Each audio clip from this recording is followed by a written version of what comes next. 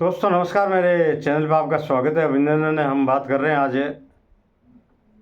विधानसभा के चुनाव जो लगभग आज घोषणा होने वाली, ऐसा अनुमान है।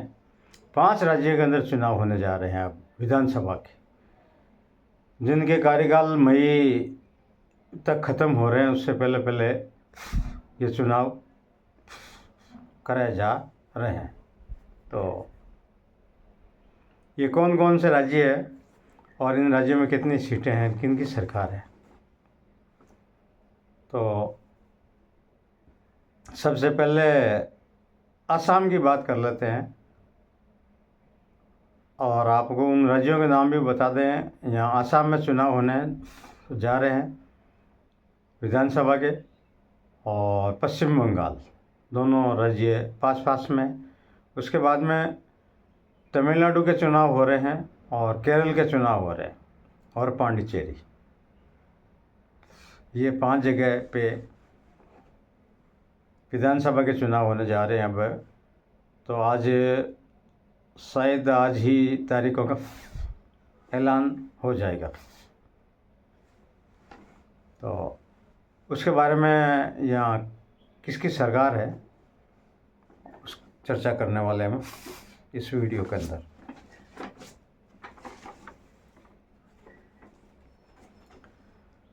असम के अंदर कार्यकाल लगभग इनका मई में पूरा हो रहा है इस विधानसभा का। तो 20/5/2026 तारीख है। 126 विधायक है यहाँ पर, और इस समय असम के अंदर 126 सीटों की विधानसभा है। और असम में सरकार की बात करें तो हेमंत बिस्वा, जो भारतीय जनता पार्टी की सरकार है और मुख्यमंत्री है। ये जो अभी पिछले समय से जो एसआईआर का मुद्दा चल रहा है पूरे भारत के अंदर, जहाँ बिहार के अंदर चुनाव हो गए हैं एसआईआर के बाद में, और अब पहली बार ये एक साथ 5 राज्य के चुनाव एसआईआर की प्रक्रिया पूरी होने के बाद में चुनाव होने वाले हैं।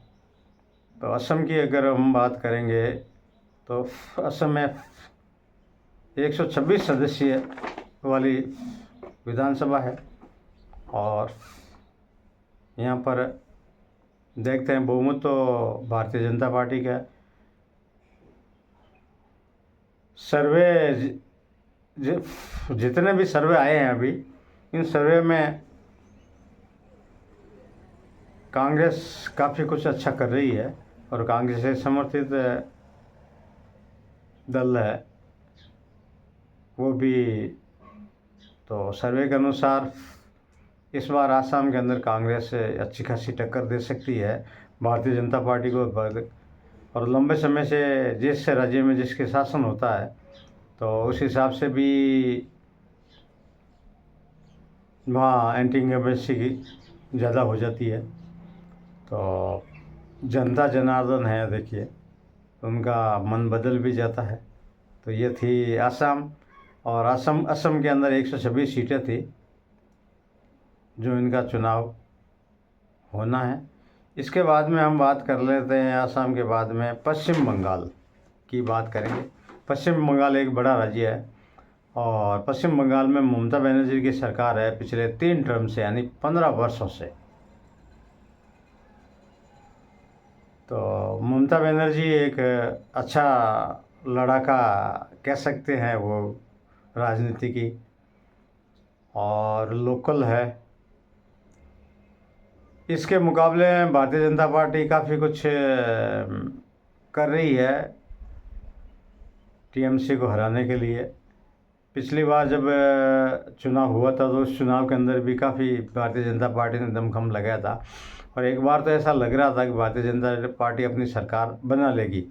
ममता बनर्जी को काफ़ी कुछ घेर रखा था। लेकिन आपको एक विशेष बात बता दें उस चुनाव की, ममता बनर्जी ने व्हील चेयर पर बैठ के ये पूरा चुनाव लड़ा था। देखिए आप, सोचिए समझिए, पार्टी पॉलिटिक्स कोई बात नहीं है।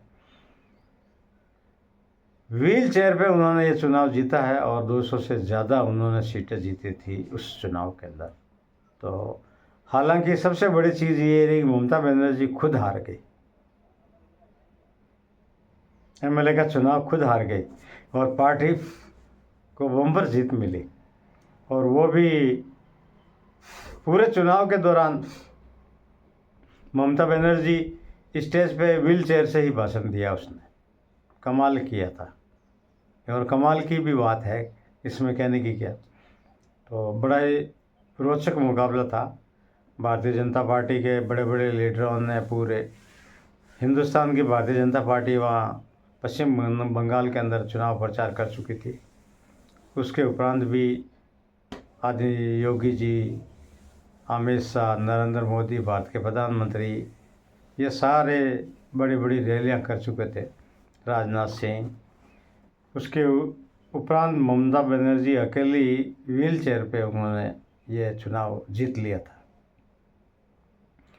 इस बार एसआईआर के मुद्दे में ज़ोरदार लड़ रही है और भारतीय जनता पार्टी पूरा अपना दमखम लगा रही है केंद्र सरकार के हिसाब से।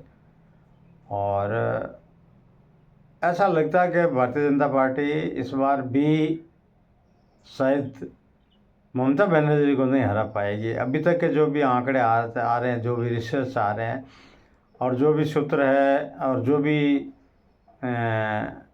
सर्वे एजेंसियां हैं, उनके अनुसार जो भी रिपोर्टिंग चैनलों पे आ रही है, जो भी हम देख रहे हैं, तो उसमें अभी भी प्लस पॉइंट ममता बनर्जी के पास में ही है। हालांकि एसआईआर में नाम कटे, उसकी वजह से पता लगा नहीं पा रहे हैं आजकल के पत्रकार भी इस चीज़ के बारे में कि क्या किस करवट ऊँट बैठेगा। तो देखना, अब चुनाव की घोषणा आज होने वाली है, कितने चरणों में हो रही है और ममता बनर्जी क्या दमखम दिखाती है।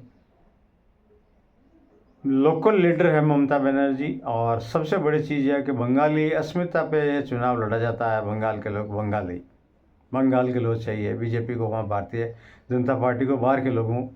और चुनाव के ठीक 6 महीने पहले का अगर आप एक आंकड़ा रिकॉर्ड देखें तो भारतीय जनता पार्टी से जीते हुए एमएलए भी टीएमसी में शामिल हो रहे हैं। भले ही भारतीय जनता पार्टी सब कुछ बड़ा है, कल भी रैली थी प्रधानमंत्री जी की, पर संख्या बल जुटाती है भारतीय जनता पार्टी में, चुनाव का मैनेज अच्छी तरह से कर सकती है। तो ये पश्चिम बंगाल में आपको बता दें 254 सीटें हैं, बड़ी विधानसभा है, लगभग 300 के करीब। देखते हैं क्या होता है। 7/5/2026 को पश्चिम बंगाल का कार्यकाल ख़त्म हो रहा है। उसके बाद में बात करते हैं कर्नाटक की। कर्नाटक में भी अच्छी खासी विधानसभा अच्छी है, 224 की संख्या है और डीएमके पार्टी के स्टालिन वहाँ के मुख्यमंत्री है और डीएमके पार्टी का वहाँ दबदबा है। तो सारे आंकड़े यही बता रहे हैं लगभग। हालांकि भारतीय जनता पार्टी कोशिश करी, भारतीय जनता पार्टी कुछ नहीं, भारतीय जनता पार्टी एआईएमडी के जो जयललिता की पार्टी थी उसके साथ में मिलकर चुनाव लड़ने का है। एक फिल्मी स्टार भी वहाँ पूरा अपना दमखम लगा रहे हैं। देखते हैं क्या होता है। 224 सीटों के लिए यह चुनाव होगा।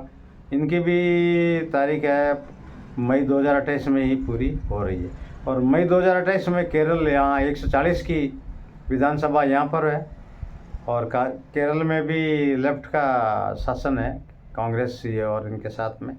तो देखते हैं क्या होता है। 140 सीटों पे यहाँ पर भी मई में कार्यकाल इनका ख़त्म हो रहा है। और पांडिचेरी एक छोटा सा राज्य है और केंद्र शासित, और उसमें 30 सीटें हैं पांडिचेरी में। तो वहाँ पर अब भी चुनाव होने जा रहा। तो ये 5 राज्य थे जो हमने आपको बताया, इनमें चुनाव हो रहे हैं।